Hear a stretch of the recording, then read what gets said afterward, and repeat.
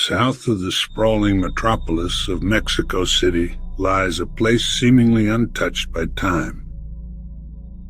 The ancient canals of Xochimilco. These waterways are alive with colorful boats and mariachi bands, a place of celebration. But if you venture deep into this labyrinth, far from the music, the atmosphere changes. The water grows still and dark. Here, hidden from the world, lies a small, isolated patch of land known to locals in hushed tones as La Isla de las Muñecas, the Island of the Dolls. From a distance, it appears deceptively ordinary, an overgrown islet of tangled trees. The sounds of civilization are gone, replaced by an unnerving silence. But as your boat drifts closer, strange shapes begin to resolve out of the foliage. First one, then another. The horrifying truth dawns slowly. The island is infested. Hundreds of dolls, weather-worn and broken, hang from nearly every branch, their lifeless bodies forming a grotesque, silent audience, watching you approach. They are a legion of the discarded. Some are missing limbs, their plastic torsos scarred and punctured. Others are decapitated, their heads mounted on stakes. Many have eyes clouded with mold or missing entirely, leaving dark, hollow sockets that seem to follow your every move. Their synthetic hair is matted with dirt and cobwebs, and their faces are twisted into permanent, ghostly smiles. The wind causes them to sway, knocking against each other with a dry, clacking sound like brittle bones. The air feels heavier here. Clacking sound like brittle bones. The air feels heavier here, thick with a palpable sense of sorrow. To understand this place, we must go back to its sole inhabitant, a man named Don Julián Santana. For reasons he took to his grave, Don Julián abandoned his family and society, choosing to live as a recluse on this remote island. He was a man seeking solitude, surviving by growing vegetables and trading them. His days were simple and quiet, until one moment of profound tragedy changed everything. Legend says that one evening, Don Julián discovered a horrific sight in the dark canal waters. The body of a young girl who had tragically drowned. The shock and grief were overwhelming. As he stood paralyzed by the grim discovery, he noticed something else caught in the reeds nearby, drifting with the current. It was an old, forgotten doll. He couldn't save the girl, but in his grief-stricken mind, he felt compelled to retrieve this last lonely object. He pulled the doll from the water, and something about its vacant, staring eyes unsettled him to his very core. Haunted by the tragedy and consumed by a mixture of grief and superstitious fear, Don Julián came to believe that the girl's restless spirit had attached itself to the doll. In a desperate attempt to appease her soul, and perhaps to protect himself, he performed a solemn ritual. He tied the doll to a tree, an offering to the lost child, but peace did not come. The island, once his sanctuary, became his prison. Don Julián spoke of whispers in the night, soft laughter echoing across the water. He claimed the doll would move on its own, its head turned to a new position each morning. He felt the constant, unnerving sensation of small eyes watching him from the dark, a presence that was both sorrowful and menacing. Believing that one doll could not be enough, a profound, unsettling conviction took root in Don Julián's mind. The spirit of the drowned girl was not alone, and she needed more companions to quiet her sorrow. This belief spiraled into a desperate obsession. He began to scour the surrounding areas, his mission consuming his every waking hour. He salvaged forgotten toys from the sprawling trash heaps of Mexico City.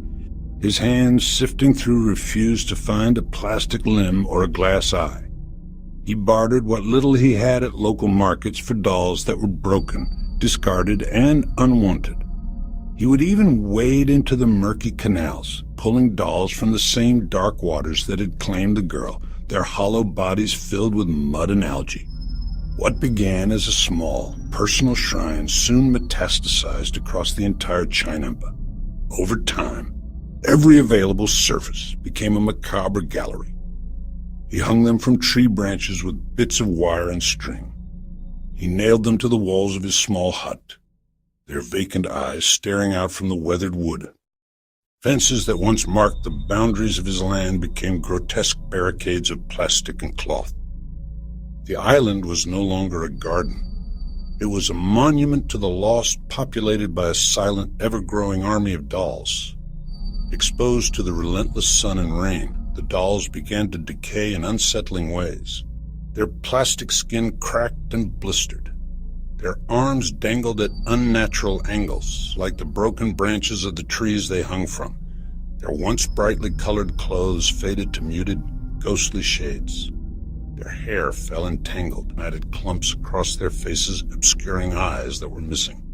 Or worse, still there, staring out from the grime. In the solitude of his island, Don Julián saw none of this horror. To him, this was not a graveyard of toys, but a sanctuary. Each doll was a guardian, a talisman. He would arrange them in careful patterns, whispering to them, treating them as honored guests. This was his devotion, a profound act of faith he believed was appeasing the restless spirits, a sacred duty to protect not only himself, but the very soul of the land from a sorrow that threatened to consume it. Yet to anyone else who visited, the island grew more nightmarish with each passing year.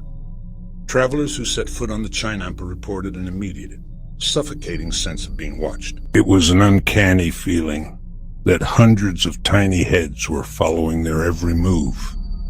They spoke of the constant, unnerving soundtrack of the island, the soft, dry rattle of plastic eyes shifting in their sockets with the breeze. A sound like 1,000 tiny insects skittering just out of sight. But it was the impossible moments that truly terrified them. A doll's head, caked with dirt, would slowly tilt as if to get a better look, even when the air was perfectly still. Out of the corner of an eye, a visitor would swear they saw the cracked plastic fingers of a doll twitch. And then there were the sounds that defied explanation. Faint whispers would dance on the edge of hearing. Some heard the distant, sorrowful notes of a child's lullaby. Others were paralyzed by the sound of giggling. An unsettling echo that seemed to emanate from just beyond the tree line, where no children could possibly be. The overwhelming consensus among those who left, shaken, was that these were not mere objects. They were vessels. Each broken, decaying figure seemed to be a container for a fragment of a restless soul, their collective energy turning the small patch of land into a powerful paranormal vortex. For 50 long years, Don Julián lived as the sole keeper of this haunted kingdom, consumed by his mission. He grew old among the dolls, his own face becoming as weathered as theirs. But the chilling symmetry of his story was yet to be completed. The ending would be as haunting as its beginning. In 2001, his nephew, who had come to help tend the island, found him. His body was floating face down in the murky canal, in the very same spot where 5 decades earlier he claimed to have found the drowned girl. Was it a tragic accident, a cruel twist of fate? Or had the spirits he spent his life trying to pacify finally claimed him as one of their own? The most terrifying detail came from his nephew. He claimed that just before his death, Don Julián seemed agitated, afraid for the first time. He confessed that the whispers from the dolls were no longer faint. They were speaking to him directly. And one voice had risen above the others, the voice of the drowned girl. It was no longer a sad echo. It had grown louder, more insistent. A siren's call from the depths, beckoning him, telling him it was time to join her in the cold, dark water forever. Today, decades after Don Julián's death, the island remains his grim legacy, overrun not by nature, but by his offerings. Thousands of dolls hang from every branch, their plastic limbs tangled in vines, their bodies covered in moss. They are a macabre orchard of grotesque fruit, rotten in the humid air. The collection has even grown, as morbidly curious visitors add their own dolls, feeding the island's ever-expanding population of silent figures. In the stark light of day, the scene is surreal. The sun bleaches their synthetic hair, yet their hollow eyes remain dark, staring out with an unnerving stillness. But as dusk settles and the jungle's shadows lengthen, the island transforms. The air grows cold and heavy, and a palpable sense of dread descends, becoming almost unbearable. The wind rustling through the reeds carries what sound like faint whispers, just on the edge of hearing. Some visitors report hearing the distinct hollow laughter of a young girl. The river itself seems to murmur, its currents carrying old secrets, as if telling the story of the souls it has claimed to anyone who dares listen too closely. Drawn by a morbid fascination, tourists still arrive by boat, their faces a mixture of nervous excitement and apprehension. Some are brave enough to step onto the island's soil, but the moment they do, the world seems to change. The ambient noise of the canals fades into an oppressive, unnatural silence. It's quiet that feels heavy and watchful. Few linger long before the urge to flee sends them scrambling back to their boats. Those who stay longer report bizarre phenomena.